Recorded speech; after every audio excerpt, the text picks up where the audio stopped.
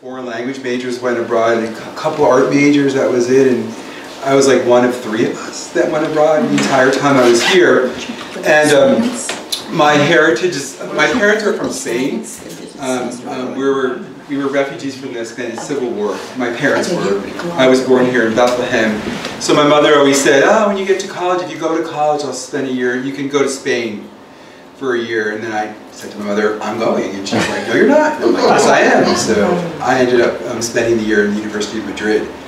I started out as a Spanish teacher in a high school in New Jersey. And the first year they're like, you have to take kids abroad. I'm like, okay.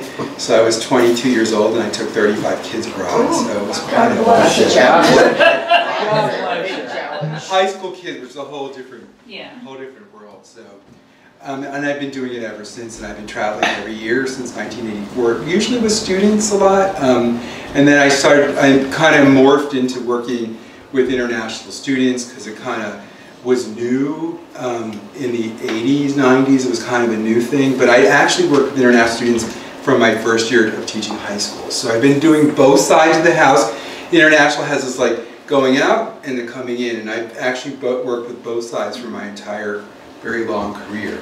So last year we opened the Center for Global Education. There was the provost, the president decided they kind of wanted to bring it all together, because study abroad was in one building, in one office, under one dean. International recruitment was under another office, and sometimes they would travel to the same country and find each other, not even know they were going to the same country because there was no synergy. So they decided if we put it under one house, one umbrella, then we can all like work together in our efforts, which makes a lot of sense.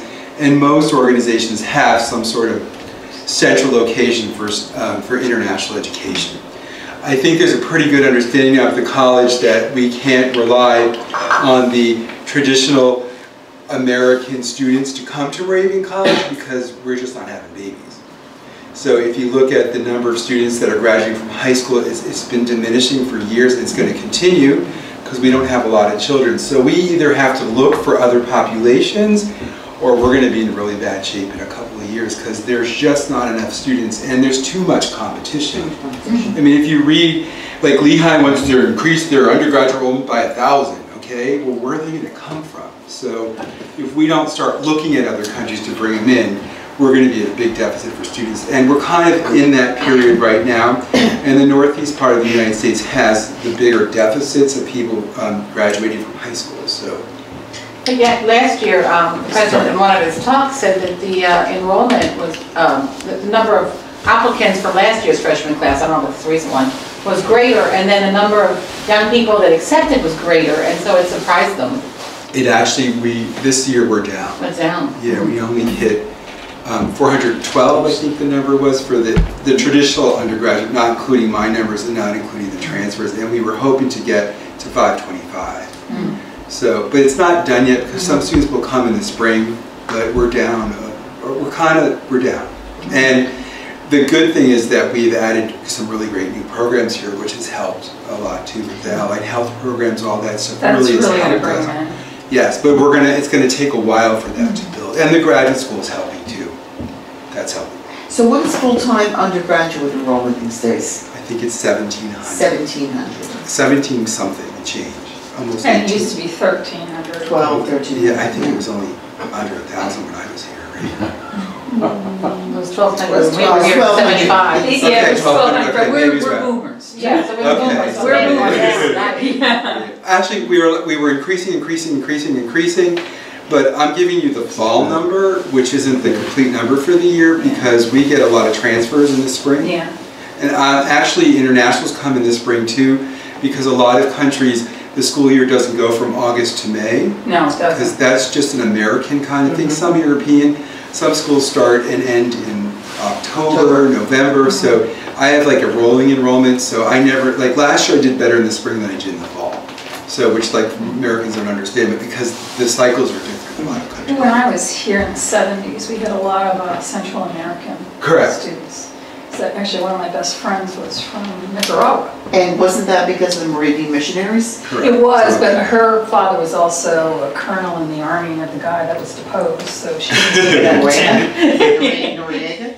No, before Noriega. She needed to get out of town because it's No, up to yeah, say a lot. No, Yeah. she said The surgery retarding. Yeah, let me just give you just 2 seconds. Okay, all right. So this is our house. We have 1140 Main Street, which is the left side of the DEI house is next door, the diversity house, and we're on the other side. We just moved there last August. We're trying to create some synergy between, because they're all diverse populations. So that's where we are. And what's happening in the diversity house? What does that mean? That's where all of the clubs meet, and there's a dean of diversity that's in charge of that. So that's a different operation. You don't live there. It's a meeting. No, it's where the students can hang out, and that's where their offices are. Like, if you come into my building, the downstairs is like an international airport. They're just students hanging all over, which we like because then we keep our eye on them, and they do their homework there. They chat. They have club meetings, and then our offices are upstairs. So we wanted a place where they feel like they own and it's their home. So. We have a mission statement. I'm not going to read it to you, but it's really to internationalize the campus because we also understand at Moravian that the world of work is changing drastically. My sister is a very good example of this. My sister went to DeSale. She's an accounting major. She lost her job. She had a very long job during the recession, so she needed to find something else. So she never really capitalized on the fact that she's bilingual, bicultural. So she didn't even have it in her resume. So I said, Selena, you got to put this on here. So she did. So during the worst part of the recession, she got 4 interviews. So she works in a pharmaceutical company that's here in Bethlehem, but all of her co-workers are not in the United States. The people she supervises are in South America. And that's kind of like where we're going in the world of work. So she's online with them. She's on the phone with them. She chats with them all the time. But she's never really met them. I've met some of them in my travels. I always get a free dinner somewhere. Hey, I'm seeing this brother, okay.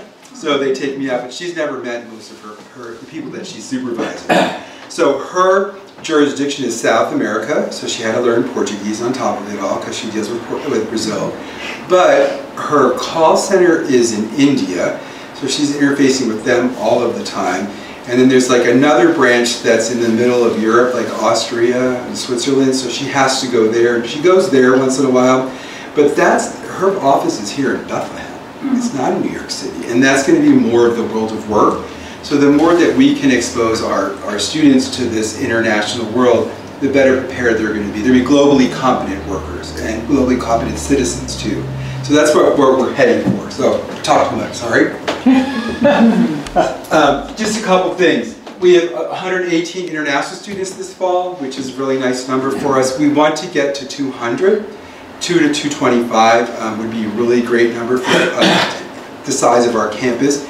I would like to get to 400. I think we could with some infrastructure building because that would really help us economically and also would diversify our campus. We have 21 countries are represented here, so there's a lot of countries here. I can go this along. I think there's a list on the next one. Yeah, there they are. So that's who's here right now. And this is the places that we're going. So it's kind of correlating really nicely that we're going to places that we're receiving students. Saudi Arabia isn't on there, and that is our largest group. We're still involved with that. We were closed down for a while. Yeah. I'm sorry, I'm looking at this backwards. These are places that we're going to. Oh, okay. Okay, she didn't put the slide in for the students that are here. So the students that are here, we have Colombia, Malaysia, Saudi Arabia is a pretty large population. China is a growing population. So we have quite a few countries here. I think there's, yes. How many students from Saudi Arabia? I think we have 60 now, 60. There was this crazy, excuse my French, crazy rumor. I live in Bethlehem, graduated from here in 1975, never left, worked at Bethlehem Steel, a whole bit. Anyway, a friend of mine who's also an alum was telling me that there were 200. Okay. No, there was never 200. I'm sure I'd see them around town. No, there wasn't 200. There was 100 and some at one point. There was. When they first opened up the scholarship, correct. Okay. Yeah, we had 120, I think, at one point. And then we got closed down. We weren't allowed to take them anymore. What precipitated being, quote, closed down? Because I don't think Moravian was ready for that amount of international students. There was no infrastructure to support them. They weren't having. Okay. So we fixed all that. So we're starting to get them again. And the buzz I heard is they pay full freight. Correct. Yes. When the college needed the money. But it also helps some of the other internationals because it's a little, because they pay full freight, because their government pays. I can use a little bit of that, their extra money to pay for some scholarships. Perfect. And it helps the college's bottom line. Oh, absolutely. And we're not the only ones. Anybody who can get on their list, it's very hard to get on the list. You have to have a really good reputation as a university or college. You want to be on that list and it's gonna like be there for a while, and one day it's going to change because there's other countries that have the scholarship. UAE does, Qatar. So I'm trying to get on those too, and it's really hard. I mean, I'm like just about sold my soul to try to get on the UAE list. I offered him anything to get on the list, and I'm hoping that we'll get on the list. So it's a great business to be in. Also, I did apply. There's U.S. funded students. So United States Department of State has money to give a scholarship to students from countries that are of critical importance to our international security and safety. And they fund, our government pays for these students to come to the United States for a semester a year, and we're going to get our first one in January. Okay. That took a lot of... From England. Yes, so we're getting a student from Pakistan. Wow. He'll be here for a semester. And they're always juniors or seniors, which is nice. If you look at classes on a campus, the junior, senior year, a lot of those classes aren't full. They're like, there's NPC, so why don't you give it, to an international student? You make some money, but also it helps us diversify our international population. Well, and there's a growing number of ESL kids coming through schools too. Correct. I mean, I worked in East Stroudsburg for years, and we had 40 different languages. Correct. Seriously. We're almost little to the district. point of we're probably going to have an ESL program here on our campus next, not 20, but 21. We're moving towards having an ESL program that will help to support the students as they go through. They're the neatest kids on the face of the earth, seriously. We need a program here. So, so these are, now, they want me to talk a little bit about study abroad. Where we are with study abroad. It's been here, Professor Lalonde, which some of you might know, Jean-Pierre, correct? Jean-Pierre, the French teacher who was also poli-sci. It's been here since I was a student here. Larry and Jean-Pierre. So he started study abroad. He doesn't realize how old we are. No, he's been here for us. He's the Well, we were out already. Oh, I don't know if you've been connected to the college, though. He started study abroad here probably in the 80s. And there's two kinds of study abroad. There's short-term study abroad, which is faculty-led, and there's the traditional semester year. So if we want all of our students to go abroad, there's a lot of majors where you can't go for a semester or for a year because your program is so tight. There's no wiggle room in there. Education was the one. Education, nursing is another way. Can't. So we decided, and there's been a lot of research done on the effectiveness of short-term study abroad. Short-term can be a week to 4 weeks to 6 weeks, something like that. Often it can be like in our May term, which used to be our Jan term, remember Yeah, that? there were a lot of Jan term. Yeah, so. You could go abroad for Jan term. Correct. So he started it in the, I guess in the 80s. It's grown over the years. And that's what I was going to talk about. And a little bit about our vision for all of that. Yes? I went abroad for a year in '74. Well, you were a pioneer like myself. Yeah. You were. It wasn't very common. No. It was not common back then. Now it's I'm much not more supposed to think of common. anybody else of our class or generation. There was a female student before I went to Columbia, and she was... And you went to a non-traditional country. Right. Which is very, very rare. One of my Truly good friends was a German major, and she went to Germany. Correct. But The foreign language majors They were went the to kind of the ones that They went to Spain, Germany, France. Correct. Yeah. That's where they But went. we're trying to get all majors out, which is a little different, and there's a need for it. So. I had to go. It was a requirement. Correct. But it wasn't. How many of you went abroad from your class? Do you know? 3 or 4. 3 or 4. That was typical here. 2 to 4 went. So you have an idea. Studying abroad semester. This semester we have 4. Now for some reason we send more in the spring. I have 14 on the list to go to different countries in the spring. So that's almost 20 are going to be there for at least a semester. And one young woman's going for the year. So that's where we're headed to have more of them. But we also want these short-term study abroad. The president, Brian, would like us to create something that all students have the ability to go abroad. A lot of universities do that, a lot of colleges. So he has tasked us with a way to figure out how can we get, anybody who wants to go can go, and how do we fund that, because there's a funding issue with it. There's also, we have to create a mindset that I can study abroad. A lot of our students have never left the area they're from, or like they're from Strasbourg, and the furthest they've been is down here. You know, I'm still amazed. And that's an overnight trip. Yeah, exactly. I heard. Seriously. Like I just talked to a young woman who is going to Spain for the semester, who doesn't have a passport. She's never been out of, she's from up near Scranton, Wilkes-Barre. This is the furthest she's ever been, and she's going to Spain for the semester. So, but how do you get them excited about it? How do you get students to say, I can do this? So that's why we want to create this study abroad program in their freshman year, where they'll get to go for a week. And with a faculty-led program. Yes, and I'm going to do the pilot of it with Professor Ferrero, who's the Spanish professor that's been here for a while. Carmen, I don't know if you know her. So it's going to be a hybrid class. It's going to be part online. So part of the class is going to be about Spain, because we're going to Madrid because I know the city, but it's how do you study abroad? What do you need? What are some of the skills that you need? And we're going to develop their cultural competency.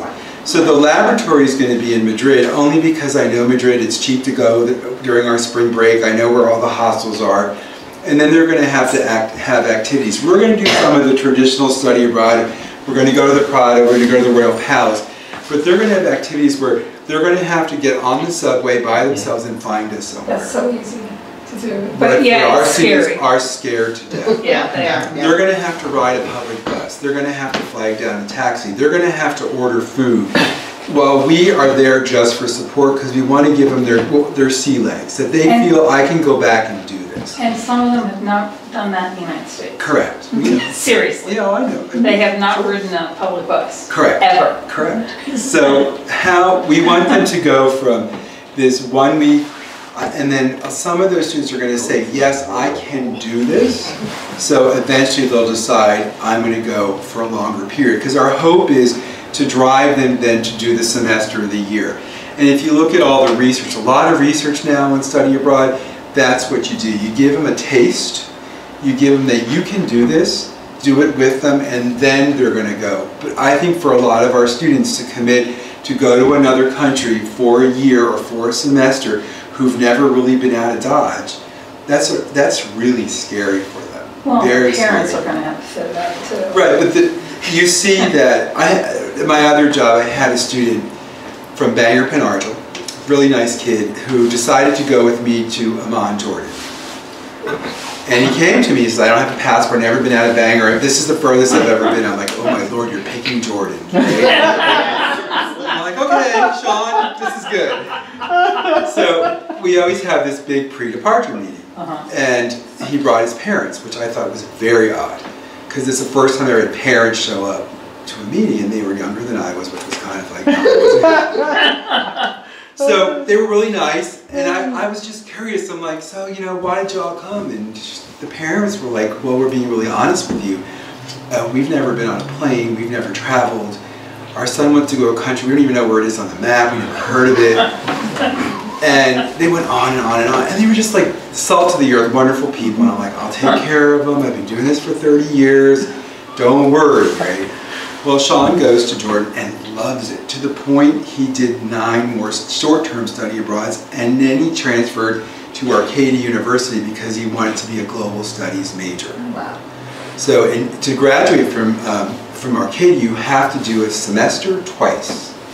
So you have to really commit to this stuff. So I'm sitting in my office one day, my phone rings, and pick it up, it's the mother.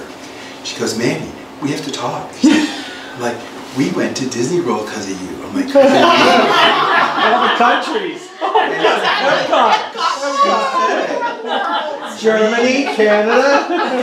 Our son went with us. We got on a plane. She said, I never thought I would ever get on a plane. She said, you changed our family's life. And I'm like, are you kidding me? But then I went back to think, yeah, this is a family that never left the Bangor Penargil area, who that just not, like, we're kind of all a little jaded because we've done this, we've traveled, we've been places, but there's a lot of Americans, if you look at the demographics, we just don't leave. We stay. We might travel a little bit within the United States, so we have a lot of work to do. So I was happy I changed that family. I'm like, now you need to get on a plane and go to another country, says we're working on it. So, they haven't been to Canada? No. Seriously? No. But I've learned this over the years. They speak English. They just don't do it. They just, we think, the parents, they were factory workers. They were, highly educated, which is okay, but the mentality in the United States is still, you just don't go too far. But think about it too, like, my father was in World War II, so he was overseas. Right.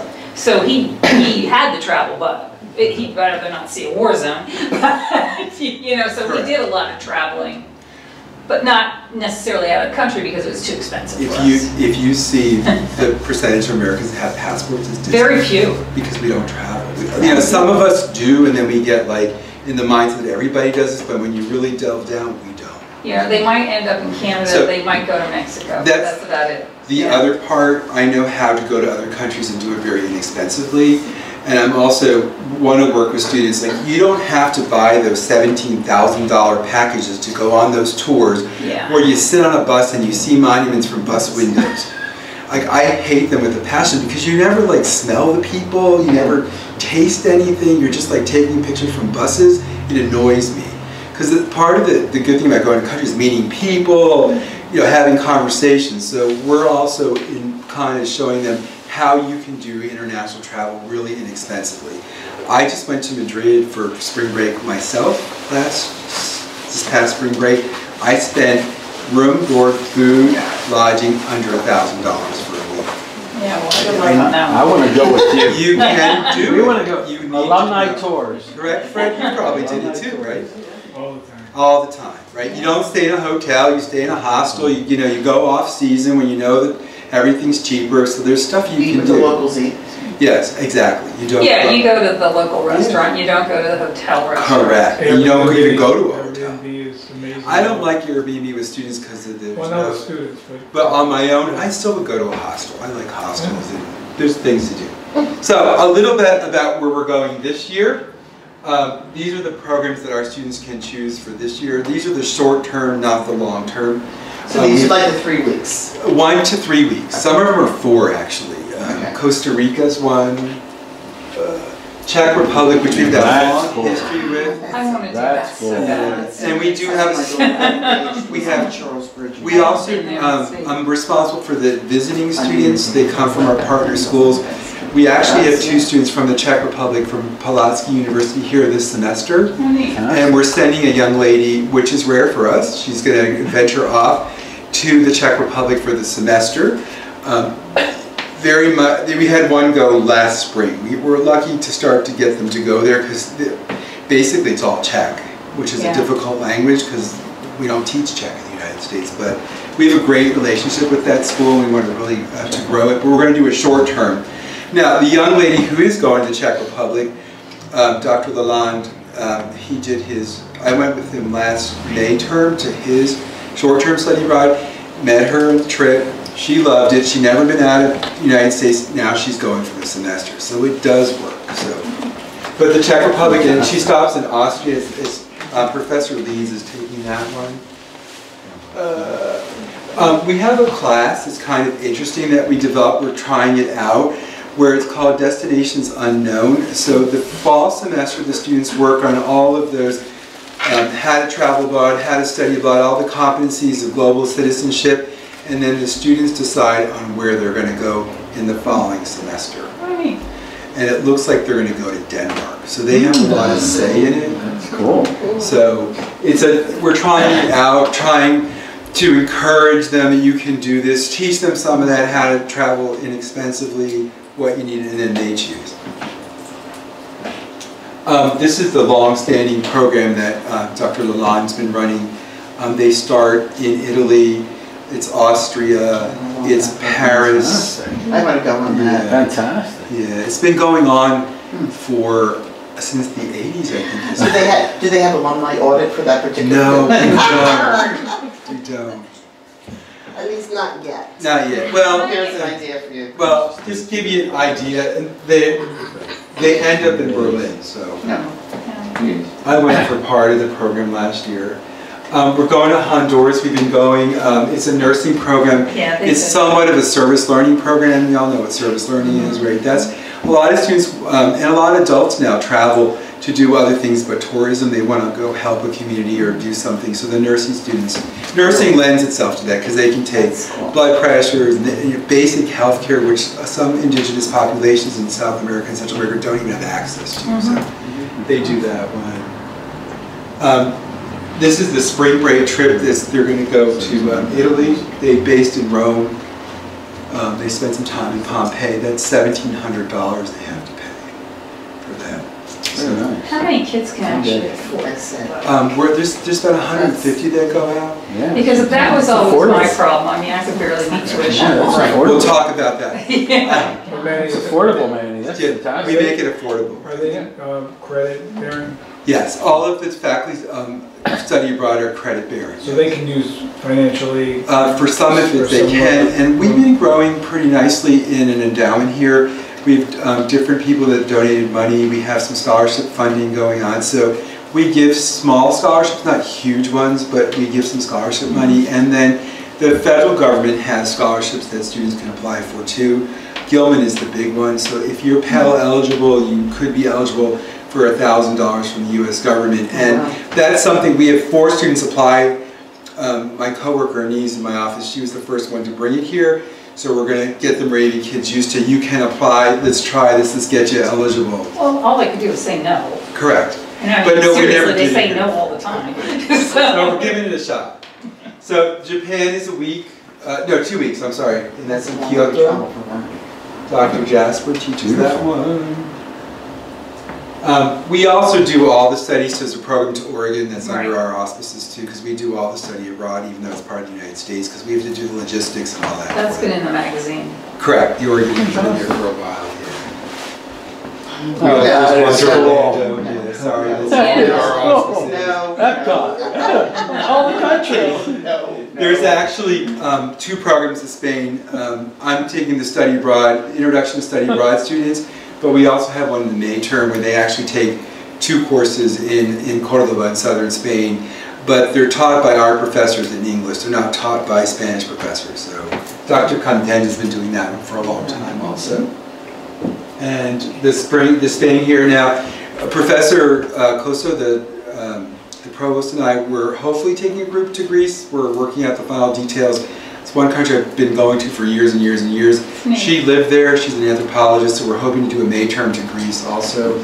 And we have a really nice partnership with a school in Columbia that we're going to do some sustainable food sources with them and how to do sustainable farming and the whole food process, the industry of it with Professor Aguilar. So that's what we have right now. It's always growing. We do need more service learning because students want to do that. And eventually we'd like to have about 20 to 25 programs that are for a week that students would get as part of their tuition. It's going to be built right into everything. You get it. If you don't want to go, okay.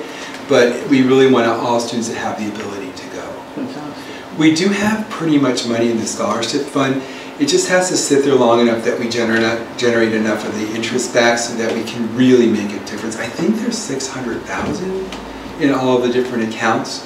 And again, they only take out a percentage every year, so it's going to take a long, as that continues to grow year by year by year.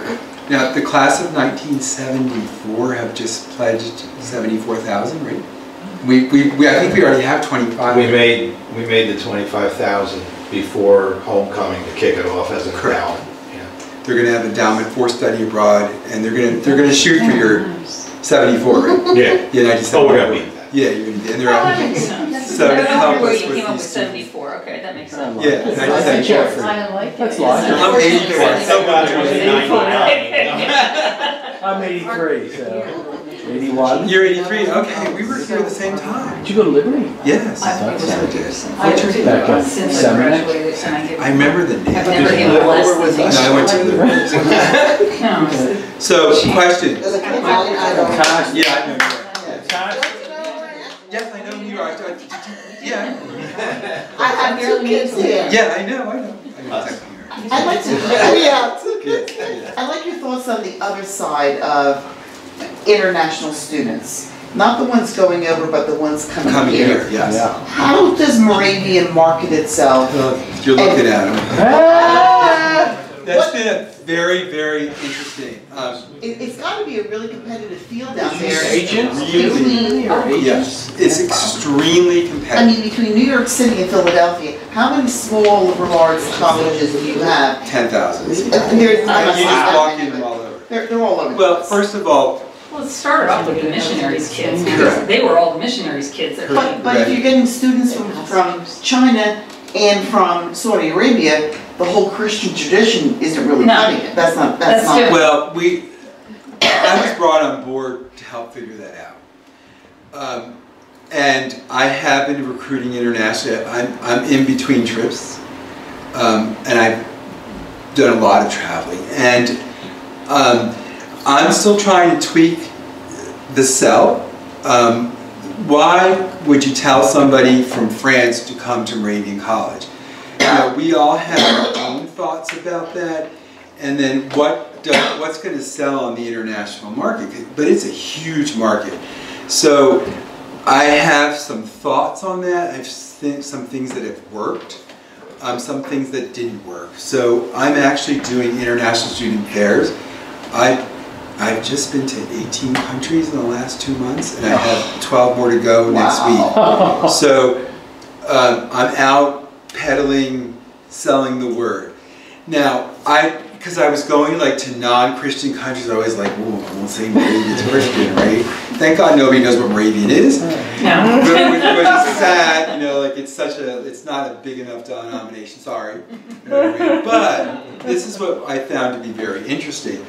Because I really shoot for parents, because parents have a lot of say in where their students go abroad. Absolutely. So they'll ask me, well, what's a Moravian? And I say, well, it's a religion, it's a Protestant religion, and nobody knows what Protestant over Catholic is most of the world anyway. And they always go, oh, you're a religious school. I said, well, no, we're not.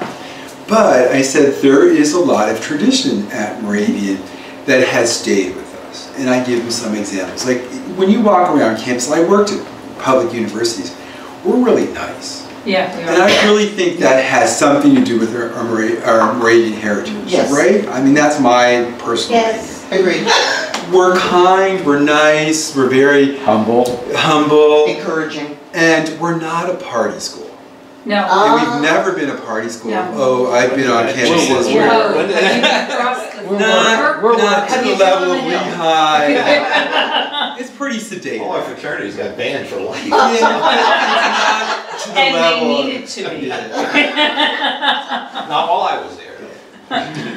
So I what did grab that up there. resonates They needed to. really well with parents. Like, and even like I talk to a lot of Muslim families, they like the fact, I'm like, we don't promote a religion, we promote your spirituality, we're happy with it, we'll encourage it, but we're not going to force any religion upon you. Like I had a father from, we have his daughter's here from Malaysia.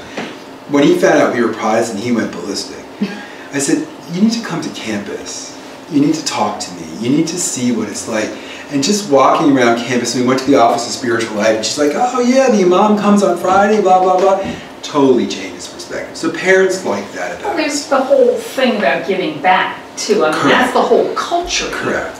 And that's one of the But things you that have draws to- people. You have to get that message For to the greater people good in and- other countries. Yeah. How are you connecting with these parents though? Is it through international college fairs or a particular university that you're trying to partner with? All of that. Okay. I'm doing all of that. I'm looking for partners. We have some new partners.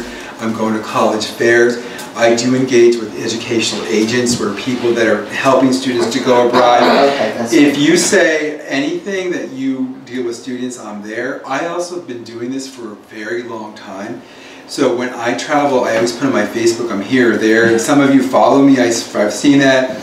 Because people find me that know me. Like I was in Colombia, South America, and I was on Facebook. I was there for a day. And the mother of one of my former students saw it. She came running to the hotel. She found me. She said, I want you to have my nephew. He's coming next year.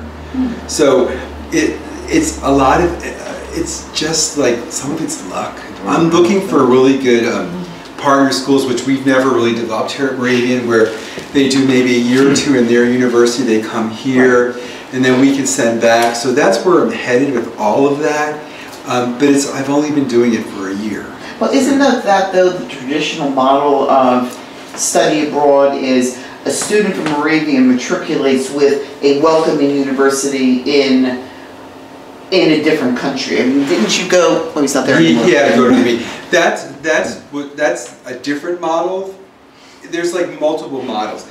So we have 4 students here from partner schools, and now we have the ability to send 4 students.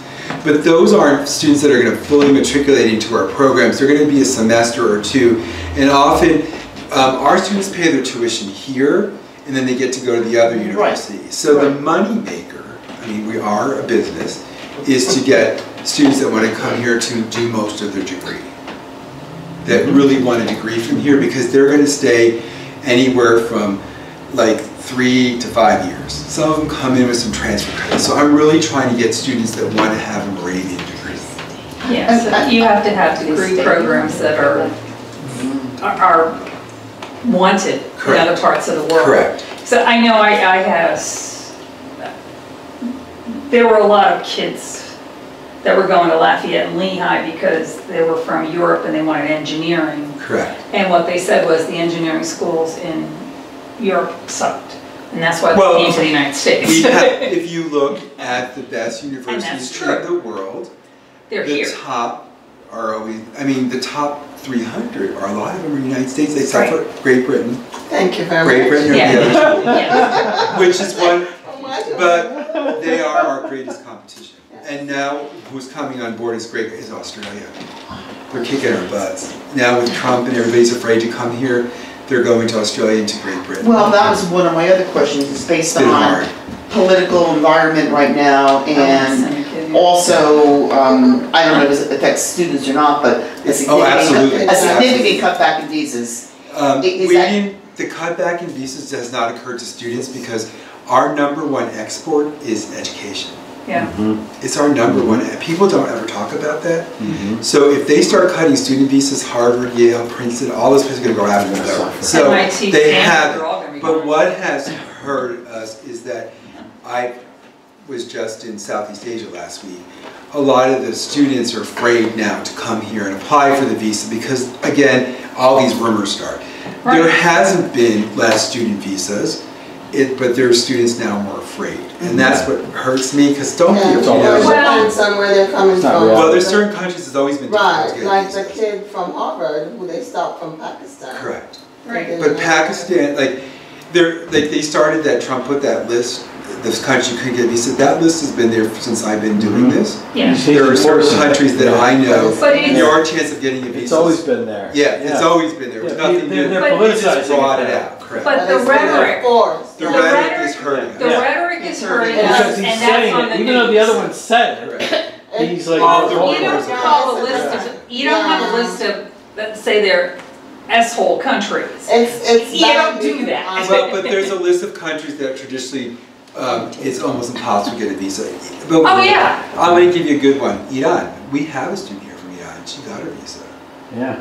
We have one. We had one when we were in school. And that's on the list. Yeah, we had one when we were in school. Well, that was. Remember that? The Saudis we have now that have that scholarship. When I was here, that was the people from Iran because they did the same thing. Exactly. And then UAE did it, Qatar's doing it, Kuwait's doing it. So that was the same. I was eating lunch with them. Yeah, because one of them still lives downtown. Bethlehem is a store. Yes. So, Yes. Right, the cactus store or whatever the one is, right?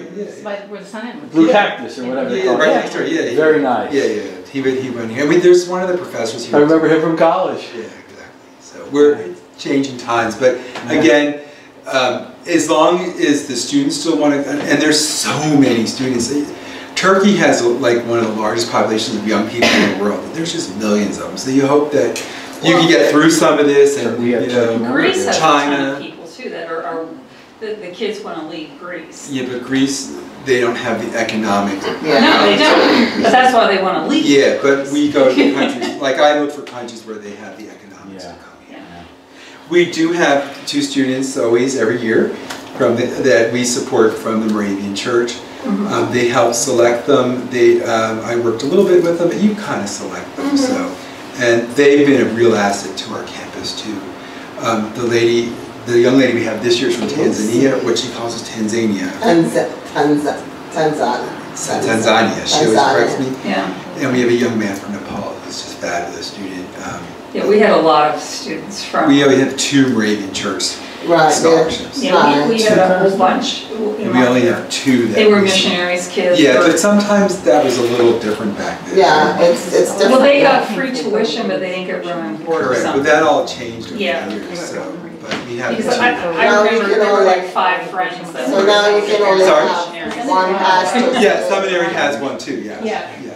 And the second one is supposed to be coming. Yes, we just did all this paperwork for Did you? his visa and everything, yes. Okay. Sorry, Should we put in the plug that Lucy wants to move to West Campus? She did. Oh, she did move. Oh, good. she did, she's on North Campus. She's a firestone. Yeah, she's my Wow. She's a nice kid. So other questions, why, did I bore you to death? No, you're fantastic. This is going for hours. Fantastic. I'm trying.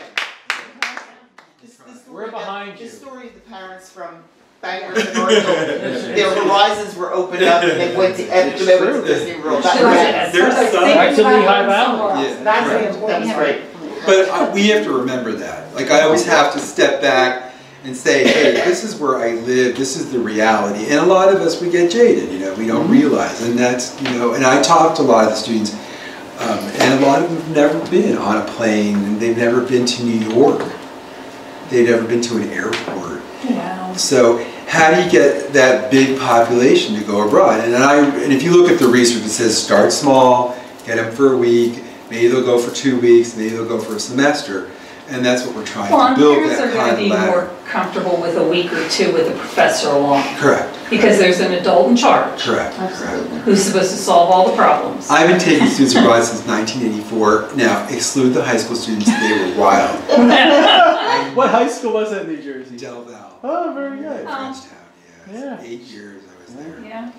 I only ever had 2 students that I wanted to kill while I was still while they were studying. And interesting, they were both over 40. They came back to college as adults, and they were the only ones that I would have left one in the country back then. So everybody's like, how can you travel with young people? I have never had a problem if they're regular college age. It's actually a joy to be with them and spend the week or 2, whatever I have to do with them. It's Well, they're open to absolutely new wide-eyed students. open. it's a joy. And the Moravian students I went to, I love them all. So it's not bad to travel with students, and that's why for alumni, my other institution, we did have a program that mirrored the student program, but was for alumni and for adults. Same kind of concepts. It was a course, so you did. There was some face-to-face or some online, just like the students. And you went with a professor that was somewhat of an expert in an area of a country, and you spent 2 weeks. It was under $3,000 for everything for 2 weeks, except for your dinner. So it was breakfast and lunch. That's not bad. It was all of your transfers, everything. We didn't stay in any kind of luxury, but it was clean, it was safe, it was nice. It was usually I like to stay in hotels or hostels that are right in the center of town, so you don't have to be getting transportation all the time. You can walk. Okay. So as I get more entrenched here, I would like to develop a program. Alumni There's tours. a lot of us, like Jean-Pierre is fabulous to go abroad with. Like he might want to get away from the students and take adults. A little slower pace because, you get tired. We keep up. You You it's can't like run the from 7 point. in the morning to 11 No, at night. exactly. Come on. Don't sell it short. Speak for yourself. I can't. I used to be. Yes, you can. So I want to have an You're only as old as you feel. Have you ever thought about having some interaction with people who have done international things after they left Moravian and come back and have some Yes, give and take? Because I have with some, but I've only been here a year. No, but I'm just saying, You know, one of my friends who graduated, I graduated in 75, she was in 77. She spent 3 years in Kenya, and now she's very much involved. And she's always looking to get the young people involved to understand what's happening in Africa. We don't have a program in Africa. I mean, that was just an example. She's the kind of person that's who like, talk. Again, I'm trying to figure out some sort of plan for all of the growth, and Africa's on my radar. You have to worry about the political situation. Yeah, it's not so bad. Though Kenya and Nigeria are okay now. It's fine. South Africa's fine. I see you in Tanzania on there. Yeah, Tanzania we went to last year. And Uganda is much better than it was. Yeah, it's not so, you know, when you're going for a week, it's not so bad. No. But you also have to be a profit center. You have to justify your existence. No, we have to just break even for study abroad. Okay, but you still have to break even. Correct. Okay. Correct. And I mean, I'm making gross generalization right now. No, but you're right though. You're not going to get the tuition bucks out of Africa, most African countries that you're going to get out of the Middle East. Well, that's growing, if you look, there's this Open World's Door report that's written every year where the international students are coming to the United States and where the American students are going out to. Kenya, Nigeria are the fastest growing. Are they really? Their income level is rising, and then there's somewhat of this really elite class that they want to send their students abroad. So because I follow like where all the fairs are going, there's a ton of them there now because it's a new emerging market. So and then the Angola was a great one for a long time because there was a lot of oil. So it changes. So Africa is not as, you know, South Africa, we have a lot of South Africans here. We have we get like 1 or 2 new South Africans every year. So we usually have about 6 to 8 here. Wow. Yeah, we have some really great. So it changes all the time. Like, it's not only the Middle East. China is fabulous when you get into the market. It's the most difficult market to deal with culturally, but they have the money to come here. We have about 8 Chinese. So. Like Muhlenberg's living off Chinese, so is Lehigh. Lehigh's doing very well with them and India. Yeah, and India and China are the top 2 sending countries. Well, it's because they have the engineering community and computer but not stuff. everybody's an engineer. I know, but in India. Yeah, I know. I want to really focus on. I'm going to India in the spring to market our MBA program. Okay. I think your healthcare would get you. Healthcare is good too. The healthcare in Africa. Public health is really big in a lot of the world. We have a public health undergrad, and we're developing a public health. Well, that's why I started a health sciences program because that's where it's at. Yes. Do the people stay then when they come here, or do they go back to their home countries? You see, there's a lot of alumni that are here right now, but the international students, do they stay and matriculate here, or do they just? That's part of the visa issue. Yeah. Well, over time. Most of them have gone back. Yeah. Now, the schools that have been doing this for a long time have fabulous alumni networks in other countries. You know, I would love to have one like in Saudi Arabia. Send a couple of you over. Why don't you go meet with them, do programs with them? When do you want us to go? We don't have the infrastructure. You know, you know, there's a lot you can do. Lehigh had it because they do. Bethlehem Steel. Correct, but Bethlehem Steel did a lot in Lehigh's been doing international education for years. For years. But they've had the engineering too. But they're not all engineers. There's a lot of education majors. They had a master's and doctorate in international education. They have a lot of alum that are education majors. They have a lot. They've just been doing it a long time. They've been doing it since the 70s. You know, they were doing it before the 70s. But the hard marketing and stuff they did, and it started in the 70s. Yeah. And I have graduate degrees from Lehigh. Yeah, me too. Yeah. But we just started. Yeah. We're a little bit behind in that. Well, you're doing all the right things because you're starting some graduate education. You went into health sciences, which is a huge need. Correct. Having OT here, oh my God, and speech. Yeah. There is such a need for that. Request for the dietitian one too, which I was surprised. PT, I'll tell you, you could build a campus because there's such a need for PTs. What about doing some of your service learning abroad? I've done service learning in my other job. I had some fabulous programs. I mean, that would be a wonderful May term, spring break. Correct. Well, that's what the nursing programs do. A little bit. I want to make it more broad, that anybody can do it. And I have some really good connections to it, particularly in Latin America, because that lends itself to it really well. some parts of Africa would too. Like a lot of people go to Ghana for that, but I have just 3 of us in the apartment. So little by little. Who helps you? It sounds like you're like a one-man band. No, there's 3 of us. Fantastic. I don't know how you can do it all. Yeah, it's just 3 of us, and he's and Amy now. We're all new, so it's going to take a little time. What does it look like for South America? South America is, again, our perception is third world country, but if you're rich in South America, you're richer than any of us could ever imagine. Well, here in Argentina or Chile, I mean, most of them are pretty wealthy. No, Argentina's not, Chile is. But the other countries, even like Bolivia, their upper class are filthy rich, and you just have to connect with the families.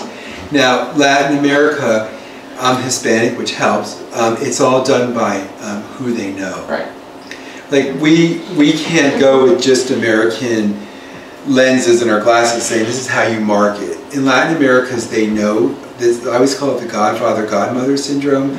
So Sheila is like the expert in the area that knows about studying the United States. So everybody goes to her because they were told that she knows. Like you can send them great flyers, great pitches, but they're going to go to Sheila. So I have to become her. So you have to get Sheila to come. I have to become. Now I am. You need to have her come visit. I am for my old organization. So I'm trying to see how can I morph that into the one from Moravian College, and that's going to take some time. But that's how you do it. But like Colombia has a huge their upper class is really wealthy. Venezuela's not. No. Brazil is too. There's another population there. Chile is good. Uruguay is good. Argentina's not doing too well right now. And then Panama's good. Really strong too. So I'm hitting those countries in the next couple of weeks. I have a friend at Texas A&M. She just walked into a high school in Ecuador 10, 15 years ago. They liked each other. And she gets 20 to 25 full-pay students from Ecuador every time. I hate her. We have school.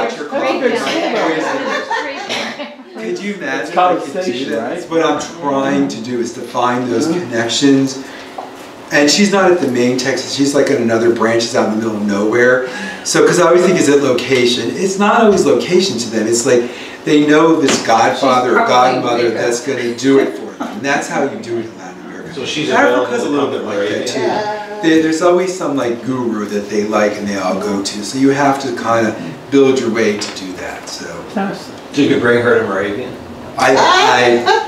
I want her to retire, maybe come here for a while to bring her connection. So I'm trying, but it's going to take some time to grow our brand. Again, I'm still trying to say, like, again, why come to Moravian College from Tanzania or from Nepal or from Spain, like wherever. There are neuroscience programs pretty hot. I didn't know if you knew that. A lot of universities in the world do not have neuroscience as an undergraduate, only a graduate program, or fledgling neuroscience program. So that's been pretty hot. Our international business programs are pretty hot too with students. They want to come have that experience.